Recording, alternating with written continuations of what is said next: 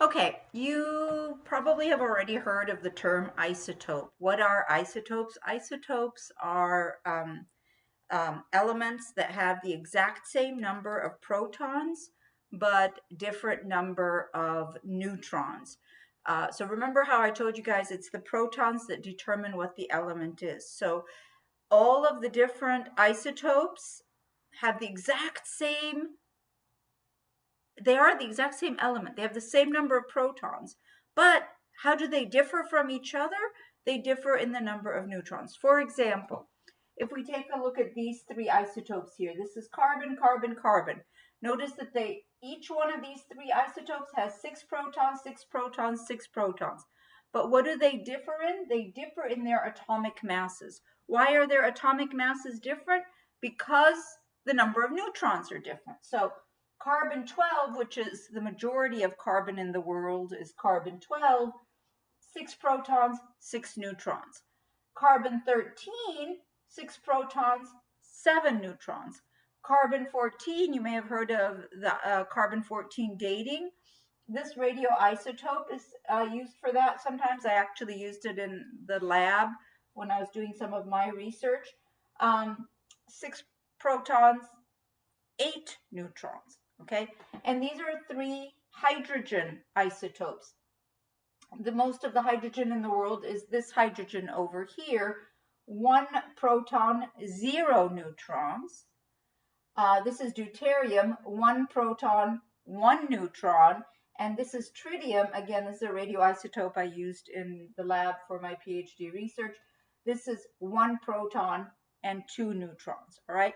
So how do isotopes differ? They differ in the number of neutrons. The protons are exactly the same. Okay, so when you look at the periodic table, like I told you guys in the previous video, I don't know if this is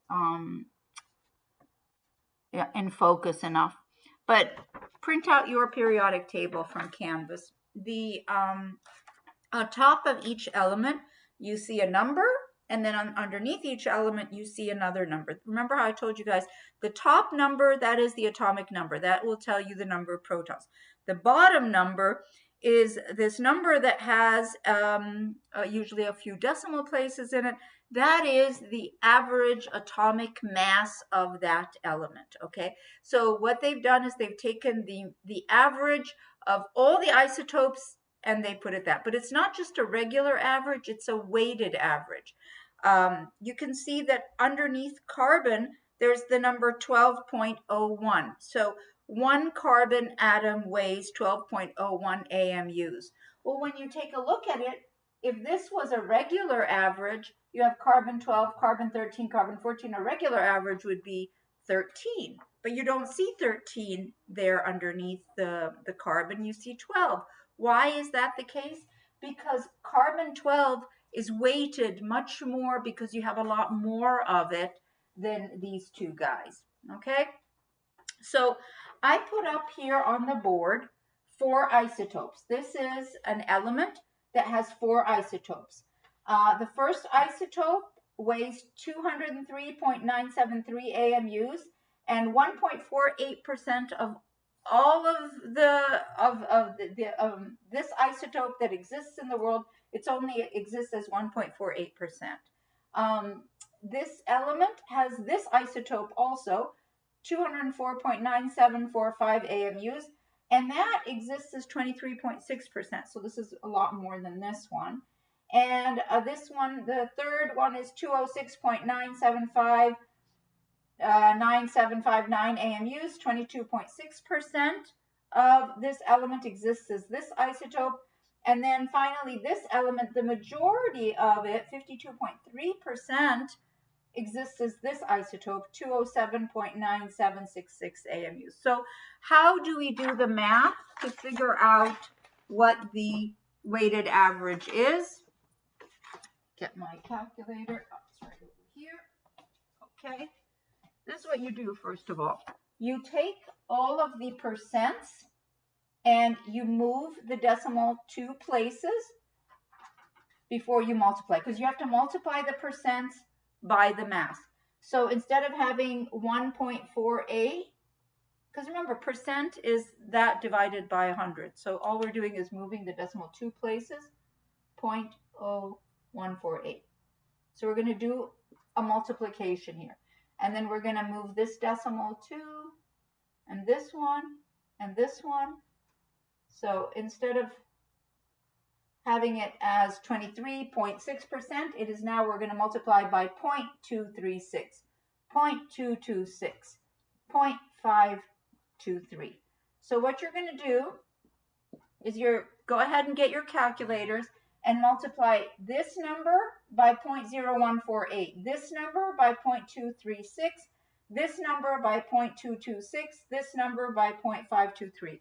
And we have to pay attention to sig figs. Even though these masses of the isotopes have so many sig figs, we're limited by the percent. So we're going to round each one of them to 3 sig figs. This is 333. All right, go ahead and do that. We could do it together, and then we'll see what we end up with. So 0.0148, I'm going to multiply it by 203.973. And I'm going to just round it to 3 sig figs. So 3.02. 3.02. And then the next one is 0.236 times 205.9745, and you get 48.6. Okay, and then the next one, 206.9759 times 0.226, and you get 46.8. Just round it here. And then finally 207.9766 times 0.523, and you get 108. 108, and then we're going to have to round it up to 109, because it's 108.7. All right, so let's go ahead and add this up. So that's a 2, 6 and 8 is 14. Okay, and here's 10, and 14, that's 24, and 3 is 27, so 7, carry the 2 here. 4 and 4, 8, and that is 10. So 207.4. How many decimal places we have to round it to? The least number of decimal places is here. So we round it to 207 AMUs. Do you see what we did here? We first multiplied through, and then we added all of these up together, and you ended up with 207 AMUs. And then the second part of the question would be, name this element. What is this element? So you go to the periodic table and you look at all of the atomic masses underneath each one, and you notice that lead has an atomic mass of average, according to our periodic table, of 207.2. So we've just identified these isotopes. They are all lead isotopes. Okay, good. So you should be able to practice this. You should be fine with a few more practices. You'll be fine with the isotopic calculations. All right, so now we get to the nitty-gritty of this chapter here, using the periodic table to figure out charges of ions. All right, first things first, you should know that the metals are on this side of the zigzag line. All these are metals, and the non-metals are on that side, right? So you remember that from intro chem days. Periodic table is divided up into metals, non-metals. It's divided up into periods and groups. The groups are the vertical columns. The periods are the horizontal rows, okay? You will always have a periodic table for every exam, so get used to it. This is like your best friend, that and your scientific calculator this semester. All right, we're going to first focus on ionic compounds. Ionic compounds are usually made up of a metal and a nonmetal.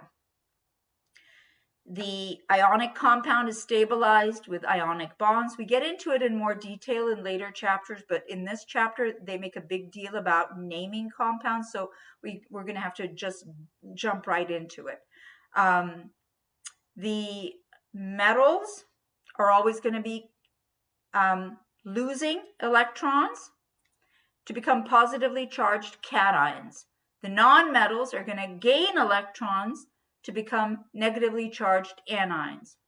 And that opposite charge, the opposite charge of a metal and a nonmetal, that electrostatic attraction between opposite charges, that creates that ionic bond. How do they become oppositely charged? Well, when a metal loses an electron, you have now more protons than electrons. It's not neutral anymore, and it becomes positively charged. When a nonmetal gains electrons, now it has more electrons than protons. It's not a neutral atom anymore. It now is a negative charge. Nonmetals, when they gain electrons, are called anions. Metals, when they lose electrons and they become positively charged, are called cations. Okay? Now, what are the charges of all of the metals and all of the nonmetals? We're going to get into that in great detail in the next video. And we're also going to learn how to name ionic compounds, write correct formulas of ionic compounds. The metals are grouped into categories of fixed charge metals and variable charge metals. So you're going to become really familiar with how to figure out the charge of the metals. And then we'll get into polyatomic ions and just keep going with this chapter till you feel comfortable with all of the key topics. All right, so next video, we will start with our ionic compounds.